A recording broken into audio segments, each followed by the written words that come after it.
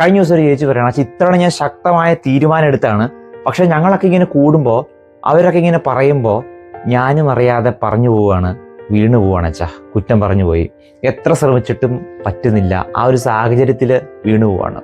ഒത്തിരി ആഗ്രഹിച്ച് പ്രാർത്ഥിച്ച് തീരുമാനമെടുക്കുന്ന ഒരു വ്യക്തി മറ്റൊരാളുടെ പ്രേരണ കൊണ്ടിട്ട് പാപത്തിൽ വീണു പോവാണ്.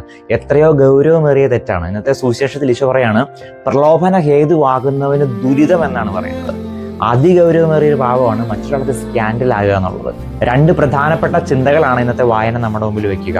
ഒന്നാമതായിട്ട്, മറ്റൊരാൾക്ക് എൻ്റെ പ്രവൃത്തി, പെരുമാറ്റം, എൻ്റെ വസ്ത്രധാരണം പോലും അത് പാപത്തിന് കാരണമാകുന്നുണ്ടോ, തെറ്റായൊരു ചിന്തയ്ക്ക് കാരണമാകുന്നുണ്ടോ ഞാനെന്നൊരു വ്യക്തി. കാരണം എന്താണ്, നമ്മളൊരു മനുഷ്യനെ മാരകായുധങ്ങൾ വെച്ച് ഉപദ്രവിച്ചാൽ പോലും അവന് ശരീരത്തിനാണ് കേടുകൾ സംഭവിക്കുക.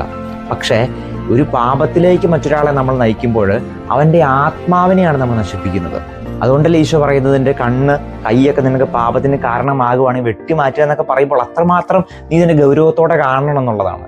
രണ്ടാമതായിട്ട് ഒരു ചോദ്യം ഉയർന്നു വരുവാണ്, ആരാണ് വലിയവൻ എന്നുള്ളത്. ഇവിടെ ഈശോ പറയാണ്, ഒരു ശിശുവിനെ പോലെ സ്വയം ചെറുതാകുന്നവനാണ്, തോറ്റുകൊടുക്കുന്നവനാണ്, വിട്ടുകൊടുക്കുന്നവനൊക്കെയാണ് സ്വർഗരാജ്യത്തിലെ ഏറ്റവും വലിയവൻ. അപ്പോൾ ഈ കൃപ സ്വന്തമാക്കാനായിട്ട്, കൃപ വർദ്ധിക്കാനായിട്ട് ഒന്ന് തോറ്റുകൊടുത്താൽ മതി, വിട്ടുകൊടുത്താൽ മതി, എളിമപ്പെട്ടാൽ മതി. എളിമപ്പെടാനായിട്ട് സാധിക്കുന്നുണ്ടോ?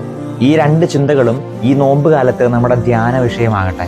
പരിശ്രമിച്ചാൽ നേടിയെടുക്കാൻ പറ്റാത്തതായിട്ടൊന്നുമില്ല. അതുകൊണ്ട് പറ്റില്ല എന്ന് പറഞ്ഞ് മാറി നിൽക്കാതെ ഈ 50 ദിവസമെങ്കിലും ഒന്ന് പരിശ്രമിച്ച് നോക്കാം.